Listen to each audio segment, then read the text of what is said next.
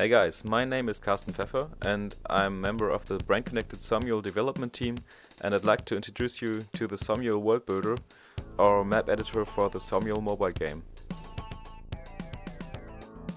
As you can see, we've got a canvas on the left panel of the application for placing objects, and on the right panel we've got our entity selection window with 3 tabs, one for Somyeols, one for entities, which is currently selected, and one for additional images like arrows or trees.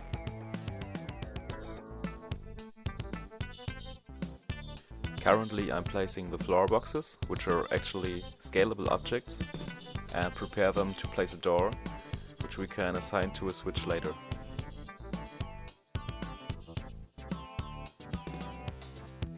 By right-clicking on objects, I'm able to move them a layer up or a layer down, for example to hide them, and in this case I want the door to disappear in the block above, and so I move it to the bottom layer.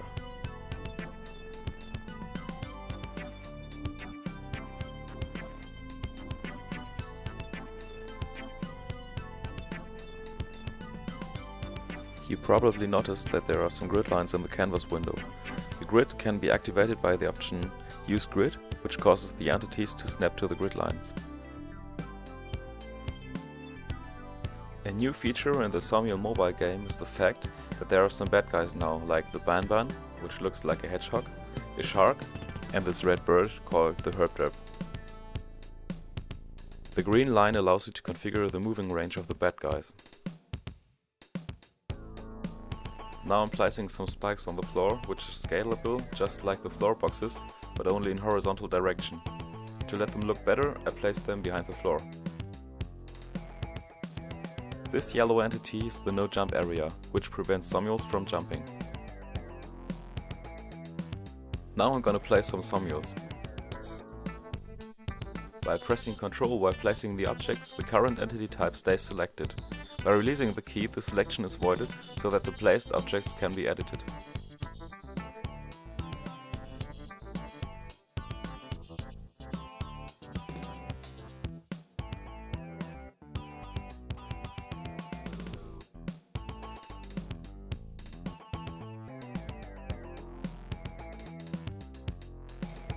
Now I add a switch, which will open the door if a Somyeol touches it. The red point at the left upper corner is used to connect the switch to entities, which will be affected by changing its state.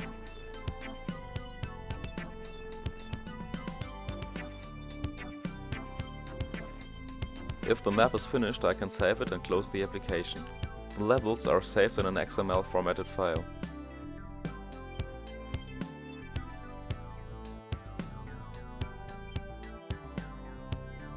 Now I'm reopening the file because I forgot something. In the Map Properties dialog you are able to configure some metadata tags.